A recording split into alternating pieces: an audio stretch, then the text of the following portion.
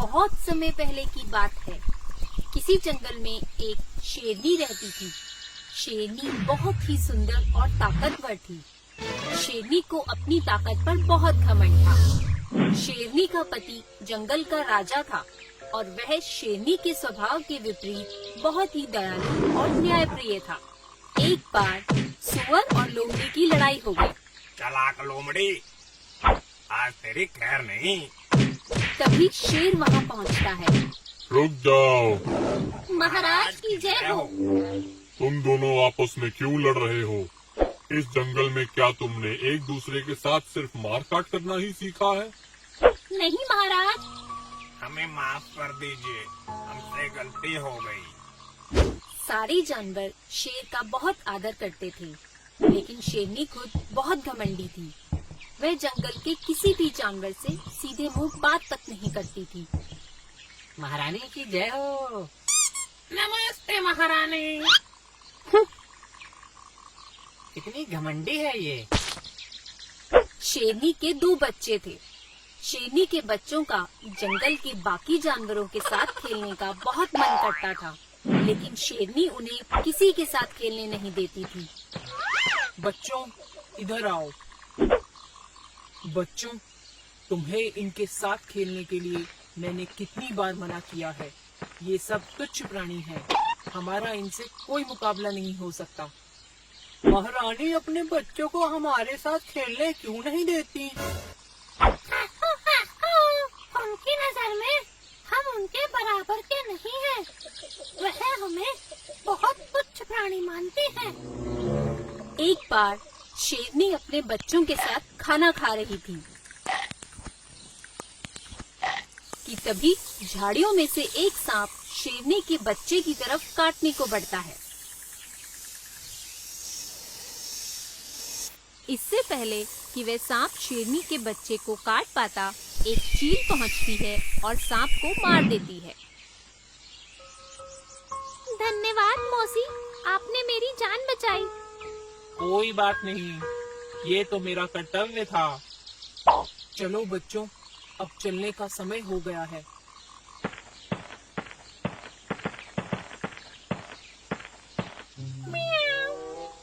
महारानी ने ये ठीक नहीं किया। जब कभी भी उन्हें हमारी जरूरत होगी, हम मदद नहीं करेंगे। एक दिन शेरनी अपने बच्चों के साथ झील के किनारे सैर करने गई और उसकी आंख लग गई। शेरनी को सोता देखकर उसके बच्चे मौका देखकर खेलने निकल गए। जब शेरनी सोकर उठी तो उसने देखा कि उसके दोनों बच्चे उसके पास नहीं हैं। ये क्या? मेरे बच्चे कहाँ चले गए? शेरनी ने बच्चों को झील के आसपास देखा, लेकिन वे उसे नहीं मिले, क्योंकि उस समय शेर भी जंगल में उपस्थित नहीं था। शेरनी बहुत परेशान हो गई। अब मैं क्या करूं? महाराज भी जंगल में नहीं है। अब मैं अपने बच्चों को कहाँ और कैसे ढूंढूं? शाम होने वाली थी। शेरनी की चिंता और बढ़ गई। शेरनी बच्चों को ढूंढते हुए बंदरों के पास पहुंची। शेरनी को पहली बार परेशान देखकर बंदर बोला, अरे, आज महारानी की हवाइयाँ क्यों उड़ी हुई हैं? शेरनी बंदरों से कहती है, बंदर, ओ बंदर, क्या तुमने मेरे बच्चों को देखा है? बंदरों को यकीन नहीं होता कि शेरनी उनसे बात कर रही है। महारानी, आप? क्या आप हमसे बात कर रही हैं? हाँ प्रिय बंदर, क्या तुमने मेरे बच्चों को कहीं देखा है? महारानी, हमको कुछ भी कैसे पता हो सकता है? हम तो तुच्छ प्राणी हैं। बंदरों का जवाब सुनकर शेरनी और उदास और परेशान हो जाती है। शेरनी को आगे गधा दिखाई देता है। शेरनी गधे के पास जाती है और उससे पूछती है, प्रिय गधे, क्या मेरे बच्चे तुम्हारे साथ खेलने आए थे? नहीं महारानी, वह मेरे साथ खेलने कैसे आएंगे? आपने उन्हें मूर्ख जैसों के साथ खेलने से मना किया है ना। गधे की बात सुनकर शेरनी को खुद पर अफसोस होता है। वह बच्चे को ढूंढती हुई और आगे बढ़ती है कि उसे हाथी और भालू मिलते हैं। शेरनी की हाथी के साथ बिल्कुल भी नहीं बनती थी। क्योंकि बात उसके बच्चों की थी तो वह हाथी से कहती है, गजराज, क्या तुमने मेरे बच्चों को देखा है? नहीं रानी, मैंने तुम्हारे बच्चों को कहीं नहीं देखा है। अगर देखा भी होता तो मैं नहीं बताता, क्योंकि तुमने अपने बच्चों को मुझसे यह कहकर मिलने से मना किया था कि मैं सनकी और एक पागल हाथी हूँ। शेरनी को हाथी का जवाब सुनकर बहुत बुरा लगता है। वह फिर भालू से पूछती है, बालू भाई, क्या तुमने मेरे बच्चों को देखा है? नहीं महारानी, मैंने आपके बच्चों को नहीं देखा। क्या तुम मेरे बच्चों को ढूंढने में मेरी मदद करोगे? मैं आपकी मदद कैसे कर सकता हूँ?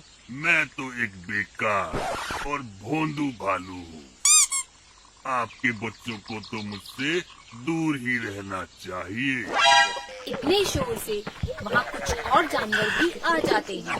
क्या आप मेरे बच्चों को ढूंढने में मेरी मदद करेंगे? अरे महारानी, मैं आपकी मदद कैसे कर सकता हूँ? मैं तो नन्हा सा टिड्डी सा चूहा हूँ। हाँ, और मैं एक बेलगाम पागल घोड़ा। मेरी तो कहीं गिनती ही नहीं है। आपके हिसाब से तो मुझे जंगल में होना ही नहीं चाहिए। नहीं महारानी, हम आपसे कोई वास्ता नहीं रखते। यह सब सुनकर शेरनी फूट फूट कर रोने लगती है। उसे एहसास हो जाता है कि वह कितनी क्रूर और घमंडी है।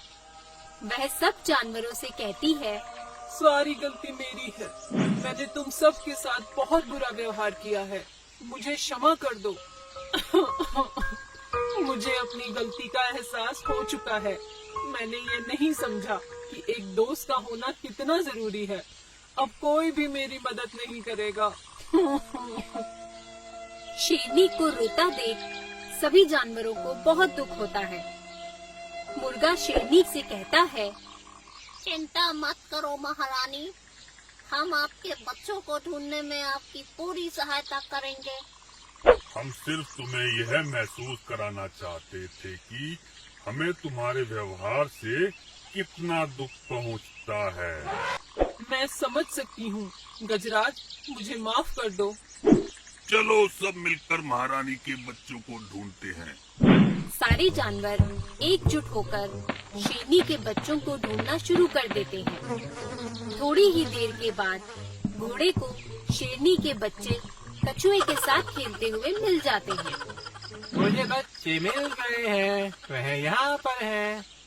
शेरनी भागी भागी पहुँचती है। वह अपने बच्चों को कछुओं के साथ खेलता देख बहुत खुश होती है। वह सभी जानवरों का दिल से धन्यवाद करती है। उस दिन के बाद से शेरनी कभी किसी जानवर का अपमान नहीं करती और अपना घमंड हमेशा के लिए त्याग देती है।